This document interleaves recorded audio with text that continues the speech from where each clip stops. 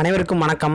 இன்றைக்கி நம்ம இந்த வீடியோவில் என்ன பார்க்க போகிறோம் அப்படின்னா, ஹிஸ்ட்ரி வெங்கடேசன் புக்கில் டே 6 தான் பார்க்க போகிறோம். காங்கிரஸ் தீவிரவாதிகள் அப்படிங்கிற ஒரு டாப்பிக்லேருந்து பார்க்க போகிறோம்.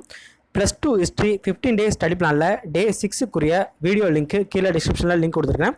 ஸோ வேணுங்கிறவங்க பார்த்துக்கலாம்.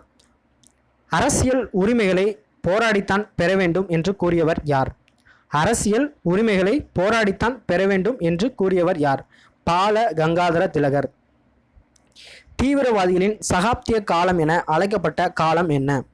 தீவிரவாதிகளின் சகாப்திய காலம் என அழைக்கப்பட்ட காலம் என்ன? 1905 1919 வரை. முதியோருக்கு புதிய விளக்குகள் என்ற கட்டுரையை எழுதியவர் யார்?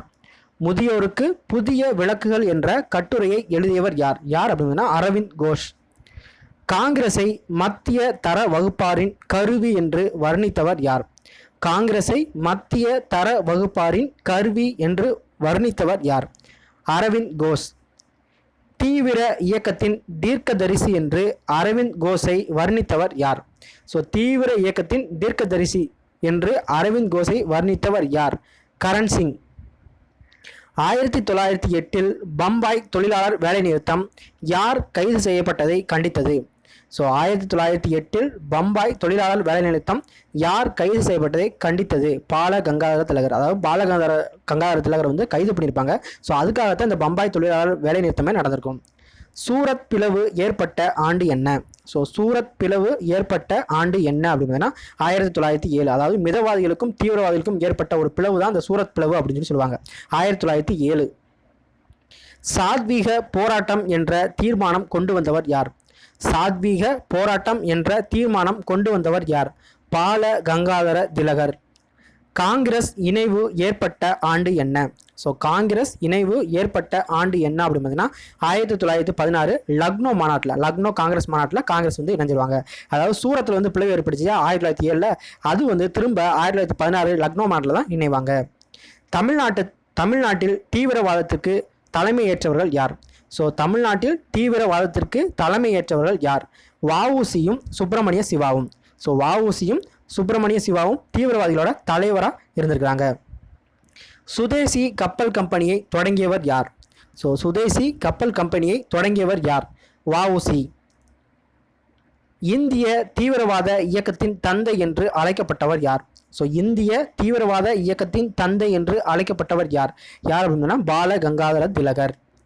கேசரி என்ற மராத்தி வார இதழை தொடங்கியவர் யார்? ஸோ கேசரி என்ற மராத்தி வார இதழை தொடங்கியவர் யார்? யார் அப்படின்னா பால கங்காதர திலகர். ஸோ கேசரி அப்படிங்கிற ஒரு வார இதழ் வந்து மராத்தி அப்படிங்கிற மொழி. ஓகேங்களா. மராத்தா என்ற ஆங்கில பத்திரிகையை தொடங்கியவர் யார்? ஸோ மராத்தா என்ற ஆங்கில பத்திரிகையை தொடங்கியவர் யார்? இதுவும் பால கங்காதர திலகர் தான். மராத்தா அப்படிங்கிறது ஆங்கில மொழி பத்திரிகை. ஓகேங்களா.